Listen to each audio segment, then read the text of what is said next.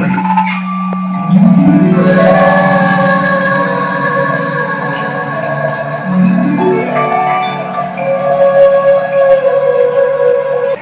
അതിലേക്കൊരു ഓറഞ്ച് പിഴിയ, അതിലേക്കൊരു ice cube ഇടുക.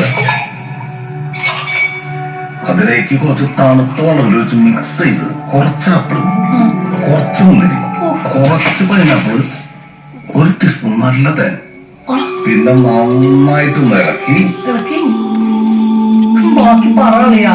എന്നിട്ട് അതെടുത്തിട്ട് ഒറ്റ വലി.